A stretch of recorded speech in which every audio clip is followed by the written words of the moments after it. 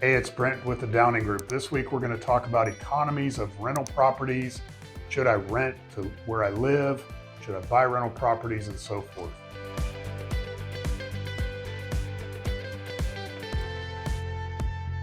So welcome back to the channel. With all of the interest rate talk lately, and we're in February of 2024, there's quite a few people who are waiting for interest rates to come down. And in one of our previous videos, I gave you a kind of a rundown of what I expected this year. Those expectations have tempered a bit because inflation and the employment figures have turned out a little bit more unfavorable than what they were. That said, some people are on the sidelines waiting to buy for these interest rates to come down. And I just wanted to go through some of the economies of what that means for them, and also add a little bit about, should you buy rental properties and how does that look? So let's dig into it. What I'm going to do is I'm going to use like an average sales price home of around 300,000. That's what roughly the average sales price is in the Midlands and upstate of South Carolina. And so in one scenario, I'm going to have you buy it, and in another scenario, I'm going to have you rent it. So let's take that $300,000 sales price, and let's assume that if you buy it, you're going to pay like, say, 6% interest rate. Okay. What that means, the total payment for you will be roughly, okay, $2,100 a month, $2,150-ish. Now that's comprised of principal of about $300 a month that you pay down on your mortgage in the first year, and that number goes up over time. Okay. The interest in the first year is roughly $1,500 a month, which, by the way, is tax deductible as long as you're not in a super high income earner. And then you have taxes, property taxes, roughly $150 a month. Again, deductible on your taxes. And then insurance, and I'm going to guess that your insurance would cost about $100 a month. Okay. This is, of course, $3,600 a year. Your interest deduction, that times 12, I think is 18,000 per year, if I'm doing my math right. Your taxes are another 1,800 a year, and then 1,200 a year. Okay. Now, that same property roughly is going to rent for about $2,500 a month. Okay. So this is the buy side, and this is the rent side. Same $300,000 property. In these markets, costs roughly $2,500 a month, or $28,000 a year total outlay of cash. Can you see that, all these numbers, Lindsay? Okay. In this case, it's just under $26,000, I think, outlay. Now, the things to think about here. Number one is, of course, there's a $2,000 difference per year in cash outlay. Now, one factor when you own, you also have maintenance. Okay. Something breaks, you got to fix it. So you have to also factor in, if you buy some old house that needs a new air conditioner or something like that, factor that in. Now, here's some of the master class on how to figure some of this out. Okay. So you have your 2,000 per year. I'm going to go at this from a net worth perspective and a cash flow perspective. Okay. Cash flow first. You're going to be able to deduct, first of all, this $3,600 per year is a plus compared to this scenario. In this scenario, you get none of this money back. It goes out, never comes back to you. In this scenario, it's like a savings account.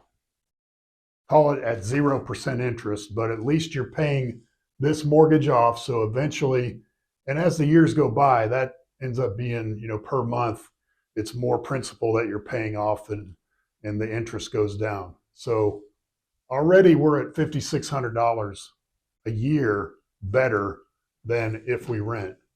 One thing though, one advantage to renting is if you don't know where you're going to be or if you're going to stay somewhere very long, then renting may be a good option.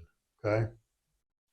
Here's the other thing. When I said this is deductible on your taxes, this $18,000 a year, let's take an average tax rate of, say, I don't know, 30%, an effective tax rate, which means after you take all your deductions and all that, your tax rate ends up being 30% of your income.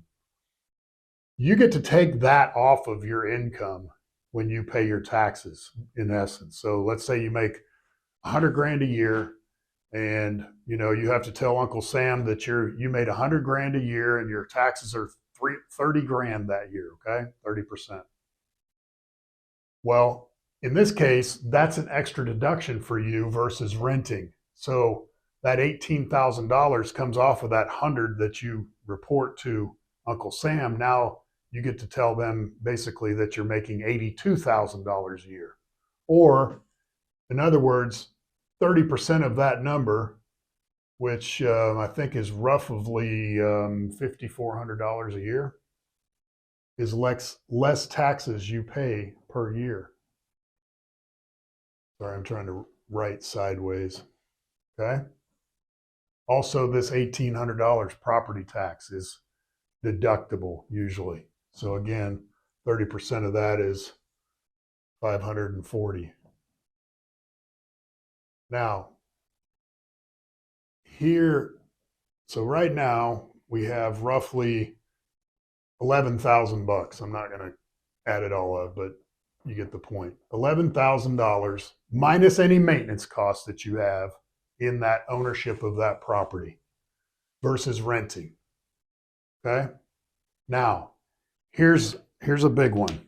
Do a screenshot of this if you want, or take a picture of it with your phone. And I'm happy to field any questions you may have if you want to call me and say, how did you come up with that?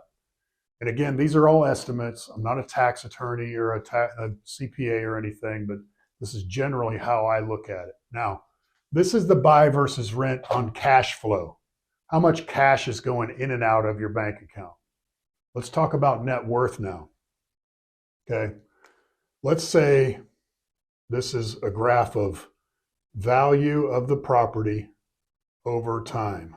And you start out at time equals 0 at 300,000, let's say. Real estate over time has been shown to appreciate at roughly 6 to 8% a year on average. In the last decade, it's probably more like 12 or 13%. Okay. But, there are times where it could depreciate, instantaneous times, like a few years, like in 2008 when the big crash happened and all that, it went down in South Carolina, probably 25%, 30%. Now it ran up like 40% before that. Okay. And since, that it bottomed out in 2011, I think the appreciation is probably, it's at least double. Okay. So a house that was 300K back then is probably worth more like 600K now. So, but if you do 8% a year, let's say, the value of this home is going to steadily increase. Okay.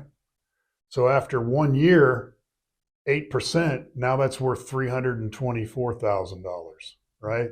After 2 years, now that's, 8% more of that is roughly another 435 grand. So now it's worth 360 grand. Okay. And meanwhile, you are paying off that mortgage. So you owe, after the first year, you're going to owe $3,600 less on that mortgage. So the amount that you owe over time goes down, you see.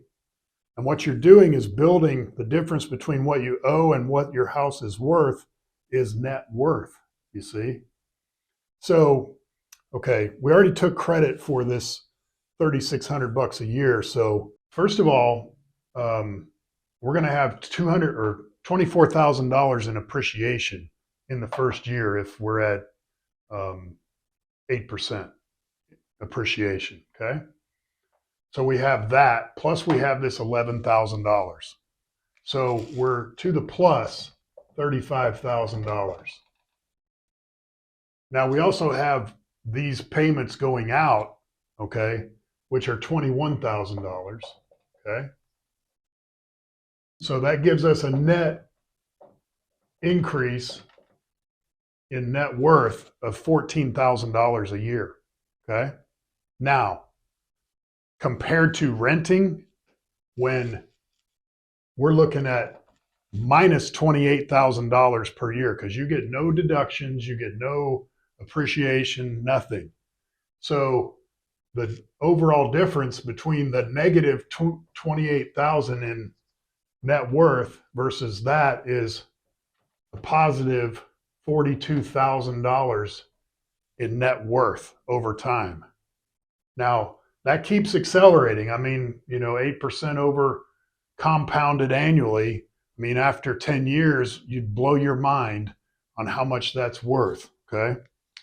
So these are some really big things to be thinking about. If you've never thought about rental property or, buying versus renting, this is a good way to look at it long term. Now, again, I'm not a CPA. I'm not a tax advisor. I'm not an expert in any of that. This is just my take on how this works. So if we can help you with any of this, you have any questions, any kind of real estate needs whatsoever, we'd love to help you. Call us or DM us on our Facebook page at the Downing Group. Have a great week.